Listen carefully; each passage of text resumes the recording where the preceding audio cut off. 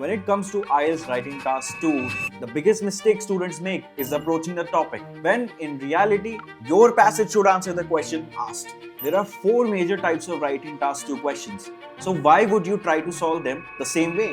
Confused? Don't worry. In this, I'll explain what these 4 types are and how to exactly tackle them during your IELTS exam. I've helped multiple students go from a band 5 to a band 8 in writing. It's not that difficult.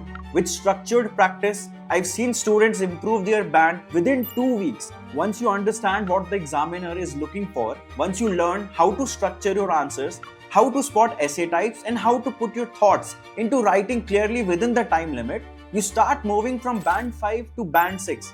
That part happens faster than most students expect. Today, I am going to give you a step-by-step strategy to make that jump. We are going to talk about how to manage your time in Task 2, what your essay structure should look like, and how to think quickly and write clearly under pressure. And stay till the end because we are going to solve a real band-aid sample answer. Let's get into it. You're given 1 hour for IELTS writing section, out of which you get 40 minutes just for writing Task 2. It just goes to show that Task 2 has double the weightage as compared to Task 1. Let's understand what writing Task 2 is. You're given a question or a statement and you need to write an essay in response to that statement. You're not writing a story and this is not a creative writing. This is a formal academic essay where you present your ideas, explain them and support them logically. Let's talk about the basics first. The word limit for writing Task 2 is 250 words. This is a bare minimum, so if you're writing less than 250 words, you are going to lose your marks. The ideal scenario is around 260 to 280 words. Let's understand what the examiner is actually looking for. These are the exact criteria examiners use to give you your score. These are called band descriptors. Technically, there are 4 band descriptors. The first one is task response. In this, the examiner is checking whether you have answered the question clearly or you are just beating around the bush. The second one is coherence and cohesion. In this, the examiner is checking whether your essay is well organized and is there a flow to it. The third band descriptor is lexical resource. Are you using a good range of vocabulary? Not necessarily complex words, just a wide range of words. And the final descriptor is grammatical range and accuracy. Are your sentences correct and varied? So instead of guessing what to improve, use the band descriptors as your checklist. Now let's understand in writing Task 2, what are the 4 main types of questions. The first one is opinion essay. This essay poses question to the student based on a prompt. The prompt could be, do you agree or disagree? To what extent do you agree or disagree? The second one is advantages and disadvantages. In this, the prompt could be, do the advantages outweigh the disadvantages? What are the advantages and disadvantages? What is your opinion? The third one is problem and solutions. In this, the question can be framed as causes and solutions or effects and solutions. The final question type is the discussion essays where you discuss both the sides and give your opinion. In today's video, we are going to focus on advantages and disadvantages essay. And this question type will ask you to discuss both merits and demerits of a topic and express your opinion. I'll show you a band-aid framework to write advantages and disadvantages essays. If you're still thinking, I'll just write whatever comes to my mind, you will be stuck at band 6. Many students jump straight into writing without planning, which leads to unclear ideas, poor organization and repetition. Now let's understand what are the steps that you need to take while attempting your writing Task 2. The first one is read the essay topic. Spend the first few minutes understanding the question type along with the keywords. The second one is brainstorm ideas. Jot down the main points and create a thesis statement. And finally, organize them logically. The third one is write the essay. Start with the introduction followed by body paragraphs and conclude the essay. And the last step is proofread. Check your grammar, spelling, and sentence structure before the submission. Follow this rule. Plan, write, review. This is a simple system but highly effective. Some students spend too much time thinking or they spend too much time in writing. The key is to strike a balance. Ideally, you should spend the first 5 minutes to plan and the last 5 minutes to proofread.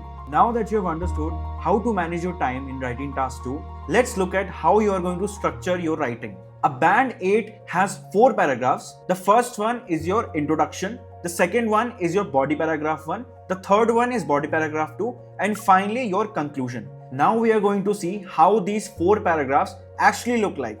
And we are going to discuss with a sample answer. But first, let's understand what you are going to actually write in these 4 paragraphs. So in essay structure, the paragraph 1 is your introduction. And in introduction, we usually start with a general statement that is optional, but I prefer that you write that general statement. The second one is paraphrase the question. You're going to paraphrase that question. This is mandatory. The third one is your thesis statement. That is also mandatory. And finally, your sentence 4 is the outline of the ideas. Now coming to paragraph number 2, that is your advantage paragraph. In this, the sentence 1 is your topic. The sentence 2 is that you elaborate that idea. The sentence 3 is you discuss it with an example. And the sentence 4 is you conclude that topic. Similarly, for paragraph number 3, that is your disadvantage paragraph. The same sequence we follow, that is topic sentence, then you elaborate that idea, discuss it with an example, and finally you conclude with a topic. And finally your paragraph 4, that is your conclusion paragraph. In this you start with a summary. The second sentence is you restate the thesis, and finally the sentence 3, that is prediction or recommendation. Now we are going to see the sample answer and see exactly how I have followed this structure. So the question we are going to begin with is, many people believe that working from home has more advantages than disadvantages. Do the advantages outweigh the disadvantages? Give reasons for your answer and include any relevant examples from your own knowledge or experience. Write at least 250 words. So this is the topic that we're going to write about. Now before you start writing or before you start thinking, let's understand how you're going to approach this particular question. So first of all, you're going to think about the keywords. The keywords could be many people, working from home, advantages, disadvantages, and what is better. And lastly, you're going to think about the relatable vocabulary and paraphrases. Now these could include widely believed, commonly believed, remote working, telecommunicating, benefits, upsides, drawbacks, downsides, more beneficial, surpass, are greater than. So these are your relatable vocabulary and paraphrases that you need to think about once you read that question. When you understand the prompt carefully and think about paraphrases, it gets super easy to write the introduction and get going with the process of writing the rest of the paragraphs. Now comes brainstorming. The moment I think about work from home, the first thing that comes to my mind is flexibility and work-life balance. Later, I may come up with other ideas like increased productivity, cost savings, but I am going to choose 2 strong points that I feel comfortable discussing in detail. And similarly, I am going to think about the demerits. I may come up with lack of social interaction, work-life boundary issues. Few tips for students: don't use all points that you brainstorm. Pick 2 strong advantages and 2 disadvantages. Now let's look at a sample band 8 essay on this topic. This is our sample answer. In recent years, see how they have used or how they have started the paragraph. In recent years, working from home has become increasingly common, especially with advancements in technology. While this trend, so this is our linking word, while this trend has certain drawbacks, I strongly believe that the advantages far outweigh the disadvantages. As you can see, the question has been paraphrased in the first paragraph. Now we are going to talk about the body part 1, that is your paragraph 2, advantage. So one major advantage of working from home is the flexibility it offers. Employees can manage their schedules more effectively, allowing them to balance professional and personal responsibilities. This often leads to reduced stress and improve overall well-being. We have used another linking word, in addition. Eliminating the need to commute saves both time and money. Now we are going to discuss with an example. For example, individuals who previously spent hours traveling to work can now use that time more productively, either by focusing on their tasks or engaging in personal activities.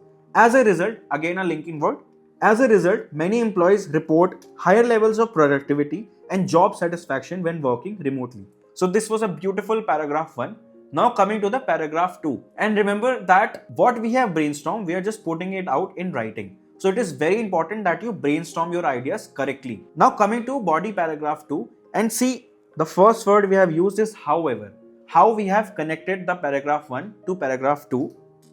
However, there are also some disadvantages associated with this arrangement. A significant drawback is the lack of social interaction, which can lead to feelings of isolation. In traditional office settings, employees have opportunities to collaborate, share ideas, and build professional relationships. Without this interaction, teamwork and communication may suffer. Another linking word, furthermore. Working from home can blur the boundaries between work and personal life, making it difficult for individuals to switch off and maintain a healthy routine. Now, the final paragraph is the conclusion.